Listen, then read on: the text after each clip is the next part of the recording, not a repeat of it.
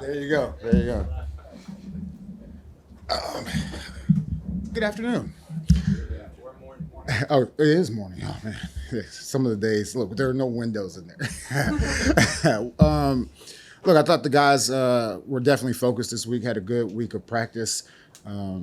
Everyone that's on the roster, the active guys, everyone has to be ready to play. And I would say watching the game last night, conditioning is definitely one of those huge indicators, or however you want to look at it, of how the game is going to turn out. And so, in saying that, everyone has to be ready to go. I feel good about the practice reps and how we split those up amongst the group.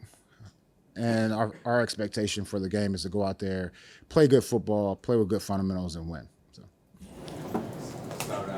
Gibson pop up on the participation report yesterday as limited with his hip. Is that a concern of his not being available? Yeah, it's always a concern when we put people on the injury report. We'll see how it goes today. I will know more after practice today, but hopefully he's good.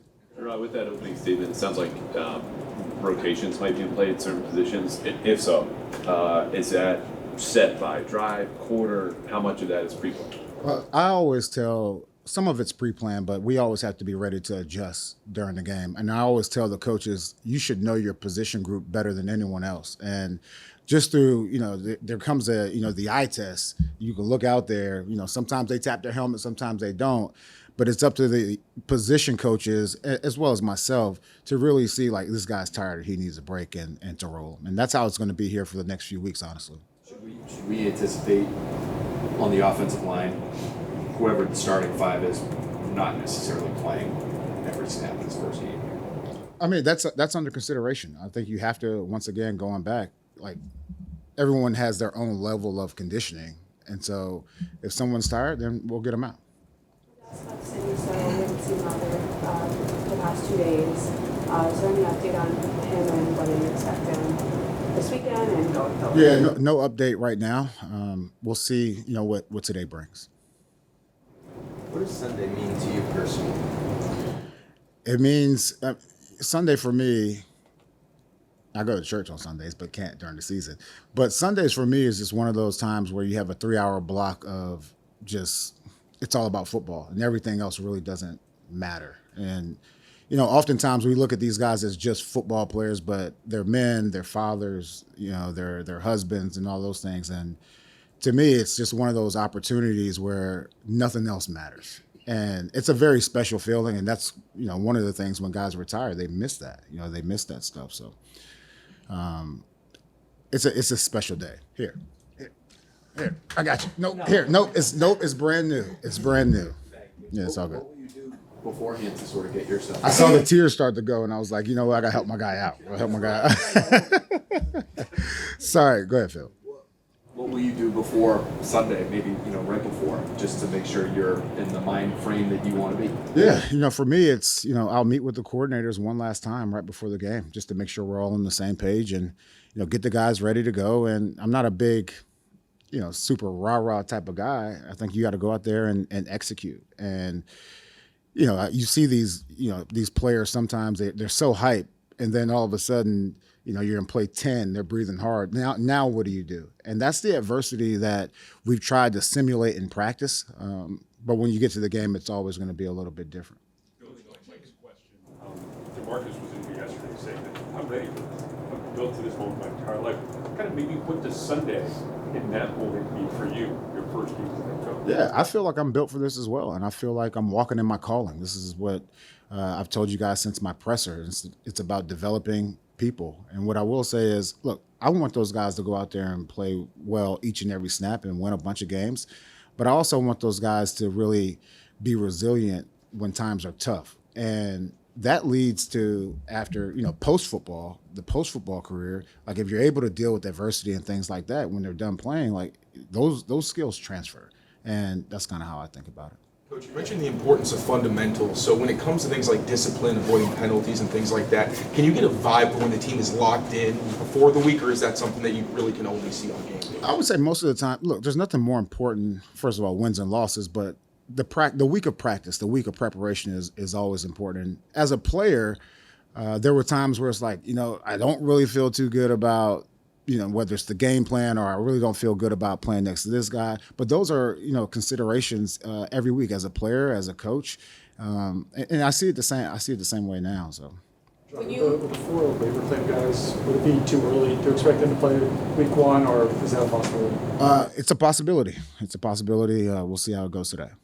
When you were a player, did you have any specific rituals you did, and do any of those carry over as a coach? So as a player, I just made sure I used the bathroom, and I wanted to be as light as possible. I said my prayer and kind of went out there and played. But, once again, going back to the question earlier, not to skip over that one, Karen, but going back to the question earlier about motivation and, being motivated and rah-rah, it comes down to discipline. It always comes back to discipline. Are you a disciplined football team? And the difference for me with discipline, it doesn't matter what's going on around you. It really doesn't. You're going to do what you have trained yourself to do or been trained to do.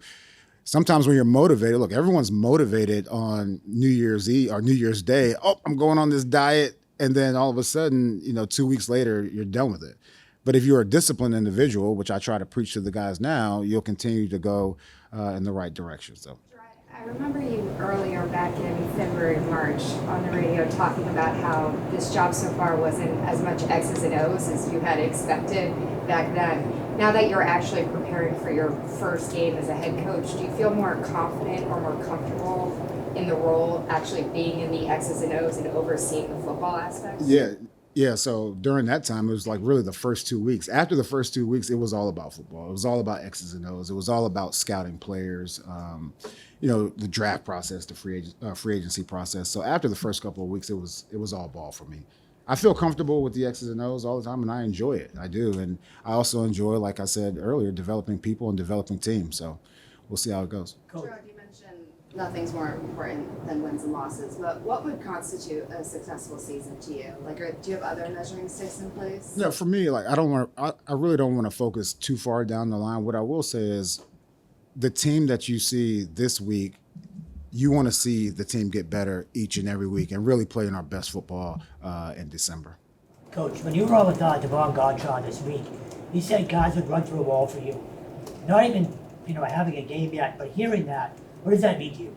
It means a lot. It means a lot. So, I always talk about the story of when I became a captain in my second year in the league. And, my first year as a rookie, at times, the guys, this is when we had 2-a-days and all that stuff too. The guys would send me in the coach's office and, people were kind of not scared to go in there, but let's send Mayo in there. And I would go in there like, Coach, the guys, they're tired. They can't be in pads today. And a lot of times he would send me out, whatever, we're going to do X, Y, and Z. But there were the few times where he's like, you know what, you're right. And I would go back in the locker room, and I think the guys recognized that I care more about them than my feelings or anything like that. And I would say it's the same thing here coaching. I care more about their growth and their development more than anything. I said players win games and coaches lose games. I'm going to do my best not to lose those games and put those guys in the best position to be successful. Jerod, I know this was months ago, but you got to interview Dan Pitcher before you opted to stay in Cincinnati. What did you learn about him at that time, and is there anything useful to Sunday when you face him? Yeah, I've had a couple of interactions with Dan Pitcher. I think he's a fantastic coach. Will that help us on Sunday? Probably not. What'd you learn that was new about him during that interview process? Like I said, I had a prior relationship with him before the interview process, but he's very good at the X's and O's. And I would say he's also one of those guys that the players love. I would say that the players love, and he's very easy to talk to, and he's a good coach.